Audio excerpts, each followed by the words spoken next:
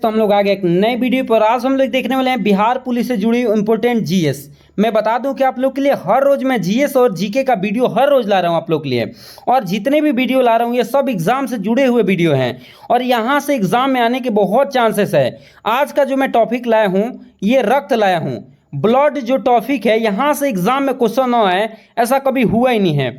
Bihar police के किसी भी सेटिंग में एग्जाम होगा, किसी भी सिटिंग में आपका एग्जाम है उसमें रक्त से क्वेश्चन आएंगे ही आएंगे। अगर चाहते हैं कि आपके एक भी क्वेश्चन एग्जाम का छूटे नहीं और बिल्कुल आप बेहतरीन तरह से एग्जाम में आप बेहतर से बेहतर करके आएँ और आपका एक भी जीके और जीएस का क्वेश्चन गलत ना हो, तो उसके लिए अभी आप लोग को मेरे चैनल को सब्सक्राइब कर लेना चाहिए। और डेली मैं जो भी वीडियो डाल रहा हूँ जीके या जीएस का, वो डेली अगर आप वीडियो देखते हैं तो मैं निश्चित कहता हूं कि आप एग्जाम में उतना बेहतर करेंगे जितना सोचे नहीं है। अगर वाकई में चाहते हैं कि एग्जाम में आप बहुत बेहतरीन करें तो बस आप पूरा वीडियो वॉच करके जाइए। अगर पूरा वीडियो वॉच करके जाएंगे तो आप निश्चित ही बहुत ही बेहतरीन करेंगे। तो आइए हम लोग बिना टाइम व्यर्थ के हुए के क्वेश्चन को समझते हैं और देखते हुए चलते हैं। देखिए पहला क्वेश्चन क्या है कि रक्त परिसंचरण की खोज किसने की थी? पहला है विलियम हार्वे, दूसरा है ग्रेगर जॉन मेंडल और तीसरा है डार्विन और चौथा है सभी। तो देखिए मैं आप लोगों को बता दूं कि रक्त परिसंचरण की खोज जो है वो विलियम हार्वे नामक वैज्ञानिक ने किए थे। कौन किए थे? विलियम हार्वे नामक वैज्ञानिक ने किए थे। कब किए थे? तो 1628 ईस्वी में किए थे। यहाँ से दो क्वेश्चन इंपॉर्टेंट है, दोनों क्वेश्चन आप लोग को याद रखना है कि रक्त परिसंचरण की खोज किसने किया था? विलियम हार्वे नामक वैज्ञानिक ने किए थे। और कब किए थे? 1628 ईस्वी में किए थे। ये दोनों क्वेश्चन बहुत इंपॉर्टेंट है और यहाँ से क्वेश्चन आते हैं, इसलिए आप लोग ध्यान रखिएगा। अगले क्वेश्चन देखिए क्या है। अगला क्वेश्चन भी बहुत ज़्यादा इंपॉर्टेंट है कि मानव का हार्ट कितने कोष्ठक का बना होता है। देखिए मैं मानव का हार्ट में बता दूं तो मानव का हार्ट जो है वो 4 कोष्ठक का बना होता है। कितने कोष्ठक का बना होता है? 4 कोष्ठक का बना होता है। ध्यान रखिएगा कि मनुष्य का हार्ट जो है 4 कोष्ठक का बना होता है। ऊपर वाले को हम लोग बोलते हैं अलिंद। क्या बोलते हैं? ऊपर वाला दोनों जो रहता है उसको हम लोग बोलते हैं अलिंद। क्या बोलते हैं? अलिंद। और नीचे वाला को बोलते हैं हम लोग नीलय। याद रखें क्या बोलते हैं? नीलय। तो अलिंद की संख्या कितनी होती है? 2 और नीलय की भी संख्या कितनी होती है? 2। मतलब मनुष्य का हृदय जो है वो 4 कोष्ठक से बना होता है। ऊपर वाला दोनों होता है वो होता है अलिंद और नीचे वाला जो होता है वो नीलय होता है। मतलब 2 नीलय की संख्या होती है और 2 अलिंद की संख्या होती है। इस बात को नहीं भूलना है। एक बात और मैं बता दूं, ज़्यादातर पूछता है मेढक में, तो मेढक में हृदय जो होता है 3 कोष्ठक का बना होता है। इस बात को याद रखिएगा। पूछ देगा कि मेढक में हृदय कितना कोष्ठक का बना होता है। अगर आपसे मेढक का पूछ देता है तो आप लोग को याद रख लेना है कितना? आप लोग को याद रख लेना है 3 कोष्ठक का बना होता है। इसी के साथ आप लोगों को मैं बता दूं मछली का, तो मछली का जो होता है उसमें एकल परिसंचरण तंत्र पाया जाता है। मतलब उसमें हृदय जो होता है वो 2 कोष्ठक से बना होता है। मतलब एक अलिंद होता है एक नीलय, और इसमें क्या होता है? 2 अलिंद और एक नीलय होता है। जहाँ से मैंने 3-4 क्वेश्चन में बताए हैं वो सारे के सारे क्वेश्चन बहुत इंपॉर्टेंट है, याद रखिएगा। अगला क्वेश्चन देखिए क्या है। अगला क्वेश्चन देखिए क्या है कि रक्त का पीएच मान कितना होता है? 7.4 होता है कि 7 होता है कि 7.7 होता है कि 5.4 होता है? अगर इसके बारे में आप जानते हैं तो बताइए। देखिए रक्त का पीएच मान जो होता है वो 7.4 होता है। मैं यहाँ तक आप लोगों को मैं बता दूं कि रक्त का पीएच मान कितना होता है? 7.4 होता है। अगर 7 के बराबर रहता है तो होता है उदासीन, और 7 से अगर कम होता है तो उसको बोला जाता है क्या? अम्लीय, और 7 से अधिक होता है उसको बोलते हैं क्षारीय। तो आप खुद कमेंट करिए वीडियो के नीचे, आप लोगों को जरूर इस वीडियो के कमेंट करना ही करना है। क्या बताइए कि जो रक्त होता है उसका पीएच मान 7.4 है तो ये अम्लीय होगा, क्षारीय होगा या उदासीन होगा? आप बिल्कुल कमेंट जरूर करेंगे। अब निश्चित आप लोग कमेंट करिए ताकि हमें लगे कि आप लोग तैयारी कर रहे हैं। अगर वाकई में आप तैयारी कर रहे हैं और बेहतर आप करेंगे, और हमें उम्मीद भी है कि आप डेली जितने भी वीडियो में डाल रहा हूँ सारी वीडियो को आप देखते हुए चल रहे हैं, और हमें उम्मीद है कि इस बार की वर्दी आप ही को मिलने वाली है। तो आइए हम लोग अगले क्वेश्चन पे आ जाते हैं। देखिए क्वेश्चन क्या दे रखा है। प्लाज्मा कुल रक्त का कितना प्रतिशत भाग होता है? देखिए मैं बता दूं कि प्लाज्मा जो है वो टोटल 100% में से 55% हिस्सा किसका होता है? प्लाज्मा का होता है। और 45% हिस्सा में कौन कौन रहता है? तो मैं आप लोग को बता दूं 45% हिस्सा में रहता है आरबीसी और डब्ल्यूबीसी, और इसके साथ साथ कौन रहता है? प्लेटलेट्स रहता है। कौन रहता है? प्लेटलेट्स। इस बात को ध्यान रखिएगा। तो कुल रक्त का जो है वो प्लाज्मा पूछ रहा है कि कितना प्रतिशत होता है, तो मैं बता दूं कि कुल रक्त का प्लाज्मा जो होता है वो 55% होता है।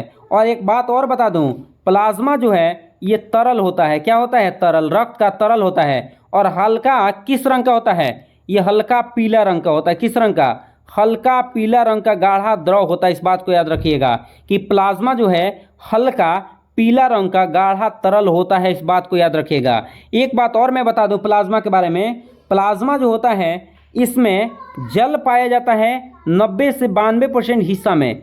90 से 92% हिस्सा में जो पाया जाता है वो क्या पाया जाता है? जल पाया जाता है। और प्रोटीन पूछता है कि आप बताइए कि प्रोटीन कितना पाया जाता है प्लाज्मा में, तो 6 से 8% क्या पाया जाता है? प्रोटीन पाया जाता है। इस बात को याद रखेंगे। और प्लाज्मा में जितने भी जैसे में अमीनो अम्ल और जैसे में कार्बोहाइड्रेट पाचन हो रहा है ना, तो ग्लूकोज निकल रहा है, अमीनो अम्ल हो गया, ये सब जाके कहाँ पे रहते हैं? तो ब्लड के प्लाज्मा ही हिस्सा में रहता है। इस बात को ध्यान रखिएगा। प्लाज्मा हमारे शरीर के लिए बहुत ज़्यादा इंपॉर्टेंट है। अगला क्वेश्चन देखिए, मैंने पहले ही जिक्र कर दिया इसका कि प्लाज्मा में तरल की मात्रा कितना होता है। तरल मतलब क्या? तरल मतलब पूछ रहा है जल की मात्रा। तो जल की मात्रा प्लाज्मा में कितना होता है? मैंने अभी चर्चा किया था और इसका आंसर आप लोग जरूर कमेंट करिए। मैं अभी इसका आंसर बताया था कि प्लाज्मा में तरल कितना होता है। आप लोग इसका कमेंट करिए। और एक बात अब यहाँ से मैं फिर पूछ देता हूँ, जब तरल पूछा है तो प्रोटीन कितना रहेगा? तो प्रोटीन मैं अभी बताया था, प्रोटीन कितना होगा? 6 से 8% क्या रहता है? प्रोटीन रहता है। इस बात को भूलना नहीं है। प्लाज्मा के बारे में ध्यान रखिएगा। और प्लाज्मा के बारे में और कुछ मैं आप लोगों को ध्यान दे देता हूँ, आप लोग ध्यान से सुन लीजिए। प्लाज्मा जो है रक्त का तरल भाग होता है, जो कितने कुल रक्त का कौ % भाग है? 55%, जिसमें जल कितना है? 90 से 92%। और बाकी 6 से 8% क्या है? आप लोग को प्रोटीन मिलता है। और प्लाज्मा जो है प्रसारण दाब को भी नियंत्रण करता है। इस बात को याद रख लीजिएगा। और प्लाज्मा में बहुत सारे प्रोटीन पाया जाता है। उसी में एक प्रोटीन पाया जाता है जिसका नाम है फाइब्रिनोजन। अभी बता देता हूँ, एक फाइब्रिनोजन प्रोटीन पाया जाता है किस में? प्लाज्मा में। और यह ऐसा प्रोटीन होता है जो रक्त का थक्का बनवाता है। क्या बनाता है? रक्त का थक्का। कहीं चोट लग जाता है तो रक्त का थक्का जो बनता है ना, वो प्लाज्मा में उपस्थित प्रोटीन फाइब्रिनोजन के कारण बनता है। और ये जो रक्त का थक्का बनाता है तो कैसा बनता है? तो धागे नुमा संरचना, धागे जैसा ये क्या करता है? धागे जैसा जाल बना देता है, जिसके कारण रक्त का क्या बन जाता है? थक्का बन जाता है। तो प्लाज्मा के बारे में इतना सब कुछ याद रखिएगा। आप लोग याद रख लेना है, बहुत इंपॉर्टेंट चीज़ मैं बताया हूँ। देखिए यहाँ पे क्वेश्चन पूछ ही दिया है कि रक्त का थक्का बनाने में कौन सा प्रोटीन काम किया क्रिया थी। यहाँ पे क्रिया करता है, यहाँ पे काम हटा दीजिएगा। पहला एल्बुमिन। एल्बुमिन प्रोटीन भी किस में रहता है? प्लाज्मा में। फाइब्रिनोजन, सीरीन और सभी। तो मैं बता दूं कि ये फाइब्रिनोजन ये ऐसा प्रोटीन है जो प्लाज्मा में पाया जाता है। किस में पाया जाता है? प्लाज्मा में, जो रक्त का क्या बनाता है? थक्का बनवाता है। ये प्रोटीन में पूछ रहा है तो आप लोगों को क्या बताना है? फाइब्रिनोजन। और कैसा बनाता है? धागा जैसा क्या बना देता है? जाल बना देता है, जिसके कारण रक्त का थक्का बन जाता है। लेकिन वही अगर आपसे पूछ दिया होता कि कौन सा विटामिन है जो रक्त का थक्का बनवाता है, तो आप लोग को याद रख लेना है कि विटामिन में के, आप लोग को याद रख लेना है कि विटामिन के जो है वो रक्त का क्या बनाता है? थक्का बनाता है। अगर प्रोटीन पूछता है तो फाइब्रिनोजन याद रखना है। अब विटामिन पूछता है तो के याद रखना है। अगर वही आपसे आयन पूछ देता है कि कौन सा आयन, तो आप लोग को याद रख लेना है कैल्शियम आयन क्या होते हैं? रक्त का क्या बनवाते हैं? थक्का बनाते हैं। वही अगर आपसे पूछ देता है कि किसी कोशिका का नाम बताइए जो रक्त को थक्का बनवाता है, तो उसका आंसर है प्लेटलेट्स। कौन है? प्लेटलेट्स। आप लोगों को याद रख लेना है, प्लेटलेट्स बहुत इंपॉर्टेंट है। मैं लिख देता हूँ क्या क्या विटामिन में आप लोगों को याद रखना है? के। प्रोटीन में याद रखना है क्या? फाइब्रिनोजन। और आयंस में आप लोगों को क्या याद रखना है? Calcium ion. कौन सा? Calcium ion. और आप लोगों को कोशिका पूछता है तो उसमें याद रखना है प्लेटलेट्स। कौन सा? प्लेटलेट्स। ये चारों आप लोग को याद कर लेना है। अगर कोशिका देगा तो आप लोग को प्लेटलेट्स लगाना है, आयन देगा तो कैल्शियम, विटामिन तो के, और प्रोटीन पूछता है तो फाइब्रिनोजन। ये चारों के चारों काम क्या करते हैं? रक्त को थक्का बनाने में क्या करते हैं? मदद, माने रक्त को थक्का बनवाने में हेल्प करते हैं। याद रख लीजिएगा, बहुत इंपॉर्टेंट चीज़ मैं बताया हूँ। आरबीसी का जीवन काल कितने दिन का होता है? 10 दिन का, और 100 दिन का, 120 दिन का, 70 दिन का, और कितना? 10 दिन का। तो मैं बता दूं कि आरबीसी का जो जीवन काल होता है वो 120 दिन का होता है। कितना होता है? 120 दिन का। याद रखिएगा कि आरबीसी का जीवन काल कितने दिन का होता है? 120 दिन का। और 120 दिन जैसे पूछता है तो ये एस्पिलिन में चला जाता है। किस में? एस्पिलिन में। और एस्पिलिन को हम लोग हिंदी में क्या बोलते हैं? पलीहा में। इसीलिए आरबीसी का कब्रिस्तान अगर किसी को बोला गया है वो एस्पिलिन या पलीहा को बोला गया है। यहाँ से 2 क्वेश्चन में 2, 3, 4 क्वेश्चन में बताऊंगा यहाँ से। 5 क्वेश्चन बताऊंगा, आप लोग याद बस कर लो। देखिए आरबीसी का अगर जीवन काल पूछता है तो आप लोग को याद रखना है 120 दिन, और आरबीसी का कब्रिस्तान पूछता है तो कौन है, एस्प्लिन या पलीहा। या ब्लड बैंक भी अगर पूछता है कि आरबीसी का ब्लड बैंक कौन सा है, तो आप लोग को पलीहा ही याद रखना है। क्या याद रखना है, पलीहा। 2 क्वेश्चन में बता रहा हूँ कि आरबीसी का कब्रिस्तान पलीहा को ही कहा जाता है, या आरबीसी का ब्लड बैंक कहेगा तो उसमें भी आंसर क्या होगा, पलीहा ही होगा। इस बात को याद रख लीजिएगा। और कुछ सुनिए आरबीसी के बारे में। आरबीसी जो होता है वो हमारे शरीर में, मनुष्य शरीर में कितना रहना चाहिए, तो 4.5 से 5.5 लाख MMQ रहना चाहिए। कितना, 4.5 से 5.5 लाख MMQ क्या होना चाहिए, रहना चाहिए। इतना अगर हमारे शरीर में आरबीसी है तो ठीक है। अगर इसकी कमी होती है तो हम लोग को रोग हो जाता है कौन सा, एनीमिया रोग। कौन सा रोग हो जाता है, एनीमिया। एनीमिया सर कौन सा रोग है, एनीमिया रोग कहने का मतलब क्या है, हमको सांस लेने में क्या होने लगेगी, दिक्कत होने लगेगी। तो मैंने क्या क्या बताया आप लोग को, ध्यान से सुनिए। आरबीसी का जीवन काल कितने दिन का होता है, 120 दिन का, याद रहेगा। और आरबीसी का कब्रिस्तान किसको बोला जाता है, पलीहा को। या आरबीसी का ब्लड बैंक किसको कहा जाता है, पलीहा को ही कहा जाता है। और आरबीसी का निर्माण कहाँ होता है ये मैं बता देता हूँ, सुन लीजिए। आरबीसी का निर्माण जो होता है अस्थि मज्जा होता है, बोन मैरो में। कहाँ होता है, अस्थि मज्जा में होता है। इस बात को याद रख लीजिएगा कि पूछ देता है कि आरबीसी का निर्माण कहाँ होता है, तो आरबीसी का निर्माण अस्थि मज्जा में होता है, बोन मैरो में होता है, याद रहेगा।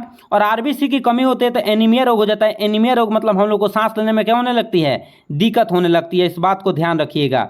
अगर आरबीसी की मात्रा बढ़ जाए तो क्या होगा, सुन लीजिए। आरबीसी की मात्रा अगर बढ़ जाए तो उसको हम लोग का क्या बोलते हैं, पोलीसाइथीमिया। पोलीसाइथीमिया बोलते हैं, याद रखिएगा। पोलीसीथीमिया लिख देता हूँ, पोलीसीथीमिया बोलते हैं, याद रहेगा। पोलीसीथीमिया बोलते हैं अगर आरबीसी की मात्रा क्या हो जाती है, बढ़ जाती है। इस बात को याद रख लीजिएगा जितना भी कुछ मैं बताए हूँ। और सबसे ज़्यादा तो यहाँ से क्वेश्चन पूछा जाता है कि आरबीसी कमी से कौन सा रोग होता है, तो आरबीसी कमी से कौन सा रोग होता है, एनीमिया रोग हो जाता है, एनीमिया। ठीक है, याद रहेगा। जितने भी क्वेश्चन मैं बताया हूँ बार बार आप वीडियो को स्किप कर करके सुन लीजिएगा, लेकिन याद रखना बहुत जरूरी है। एक बात और आप लोग, एक और क्वेश्चन यहाँ से याद रख लीजिएगा कि ब्लड ग्रुप जो एंटीजन पाए जाते हैं ना वो आरबीसी के ऊपर ही पाए जाते हैं। ब्लड ग्रुप जांच के लिए एंटीजन देखे जाते हैं, तो एंटीजन कहाँ पाए जाते हैं, आप लोग को आरबीसी में पाए जाते हैं, ध्यान रखिएगा। जितना भी क्वेश्चन मैं बता रहा हूँ ये सब बहुत इंपॉर्टेंट है। अगला क्वेश्चन देखिए क्या है कि रक्त में ऑक्सीजन का वहन कौन करता है, तो यहाँ क्रिया लिखा है, गलती है, कौन करता है, आरबीसी, डब्ल्यूबीसी, प्लेटलेट्स, प्लाज्मा। तो मैं बता दूं कि रक्त में ऑक्सीजन का वहन आरबीसी करता है। और मैं बता दूं कि आरबीसी में हो रहता है क्या चीज़, हीमोग्लोबिन। क्या पाया जाता है, हीमोग्लोबिन, याद रखिएगा। आरबीसी में क्या मिलता है, हीमोग्लोबिन। अगर ऑप्शन में आरबीसी दिया है तब तो ठीक है, अगर ऑप्शन में आरबीसी नहीं रहेगा तो वहाँ पे टिक आप लोगों को क्या लगाना है, हीमोग्लोबिन लगाना है। कि हीमोग्लोबिन क्या करता है, रक्त का वहन करता है। मनुष्य में रक्त का वहन कौन करता है, हीमोग्लोबिन लगाना है। अन्यथा हीमोग्लोबिन अगर ऑप्शन में नहीं है तो क्या लगाना है, आरबीसी लगाना है, याद रखिएगा। अब सुनिए कितना में कितना रहना चाहिए, 100 ml रक्त में कितना ml, 100 ml रक्त में हीमोग्लोबिन कितना रहना चाहिए, तो 12 से 16 ml क्या रहना चाहिए, हीमोग्लोबिन रहना चाहिए। अगर इससे कम होता है हीमोग्लोबिन तो सांस लेने में हम लोग को क्या होने लगती है, तकलीफ होने लगती है, याद रखिएगा। और हीमोग्लोबिन किस में मिलता है, बोड़ो, आप लोग खाते होंगे बोड़ो में मिल जाता है, खजूर में मिल जाता है, पालक में मिल जाता है, समझ रहे ना। एक बात और याद रखिएगा कि हीमोग्लोबिन की कमी से एनीमिया ही रोग होता है, याद रखिएगा। वही आरबीसी की कमी मतलब क्या, हीमोग्लोबिन की कमी, याद रखिएगा इस बात को। और हीमोग्लोबिन के कारण ही आरबीसी जो होता है वो ललछाऊ दिखता है, इसका रंग लाल होता है। अगला क्वेश्चन देखिए क्या है कि मनुष्य का औसत रक्तचाप कितना होता है, 120/80 mmHg, 89/120 mmHg, 80/120 mmHg।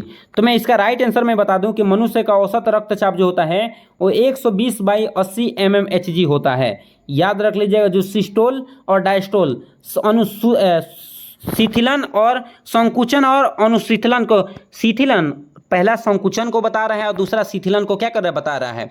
इस सिस्टोल और डायस्टोल को क्या कर रहा है, बता रहा है। तो मनुष्य का बीपी कितना रहना चाहिए, 120/80 mmHg रहना चाहिए। अगला क्वेश्चन भी बहुत इंपॉर्टेंट है, वयस्क मनुष्य में रक्त कितना लीटर रहना चाहिए, 5 से 6 लीटर, 4 लीटर, 10 लीटर, 2 से 3 लीटर। तो मैं बता दूं कि इसका राइट आंसर होगा 5 से 6 लीटर। क्या होने वाला है, 5 से 6 लीटर। अगला क्वेश्चन देखिए, ये भी बहुत इंपॉर्टेंट है कि रक्त से संबंधित कौन सा रोग है, सिकल सेल एनीमिया रोग है, थैलेसीमिया है, पॉलीसिथीम है, अगला है सभी है। तो मैं बता दूं कि रक्त से संबंधित सभी रोग हैं। कौन सा है? सभी रोग हैं, इस बात को याद रख लीजिएगा। अगला क्वेश्चन देखिए क्या है कि आरबीसी का जीवन काल कितना दिन का होता है? 120 दिन, 10 दिन से कम, 40 दिन, सभी। तो मैं बता दूं कि डब्ल्यूबीसी का जो जीवन काल होता है वो 10 दिन से कम होता है। कितने दिन से कम होता है? 10 दिन से कम। अब इसके बारे में बता दूं कि हम लोग शरीर में कितना रहना चाहिए। तो मानव के शरीर में 6000 से 8000 रहना चाहिए। क्या चीज़? डब्ल्यूबीसी रहना चाहिए। अगर इसकी कमी होती है तो जो बीमारी हम लोगों में होगा वो बीमारी जल्दी ठीक नहीं होगा, क्योंकि बीमारियों से लड़ने में मदद कौन करता है? डब्ल्यूबीसी करता है। डब्ल्यूबीसी किसी भी बीमारी से लड़ने में हमारे शरीर में क्या करता है? मदद करता है। और डब्ल्यूबीसी को 2 भागों में बांटा गया। कितने भागों में बांटा गया है? 2 भागों में। ये मान याद रख लीजिएगा, 2 भागों में, एक कणिकाएं और दूसरा अकणिकाएं। और उसके 5 भाग हैं: इसिनोफिल, मोनोसाइट, लिम्फोसाइट, समझ रहे ना, बेसोफिल और न्यूट्रोफिल। ये 5 है, आप लोग को याद रख लेना है। अगला क्वेश्चन है कि कार्बन डाइऑक्साइड का वहन कौन करता है? Bicarbonates ion. हाँ, तो हमारे शरीर से 70 से 72% कार्बन डाइऑक्साइड को बाइकार्बोनेट्स आयन के द्वारा निकाला जाता है, और प्लाज्मा के द्वारा 7% निकाला जाता है, और आरबीसी के द्वारा 20 से 25% क्या किया जाता है? निकाला जाता है। क्या चीज़? कार्बन डाइऑक्साइड को। याद रखेंगे, ये कार्बन डाइऑक्साइड को कौन? 3 को मिल के निकालते हैं, तो इसमें सभी हो जाएगा। क्या हो जाएगा? सभी। सबसे ज़्यादा कौन निकलता है? बाइकार्बोनेट्स आयन निकलते हैं। प्लाज्मा 7%, और आरबीसी कितना? 20 से 25% हिस्सा को कार्बन डाइऑक्साइड को शरीर से कहाँ निकलता है? बाहर निकलता है। अगला है डब्ल्यूबीसी कितने प्रकार के होते हैं? तो मैंने अभी बताया कि डब्ल्यूबीसी 2 प्रकार के होते हैं। एक होता है कणिकाएँ और दूसरा होता है अकणिकाएँ। याद रखेंगे। चलिए, तो इसी के साथ मिलेंगे अगले वीडियो में। तब तक के लिए जय हिंद।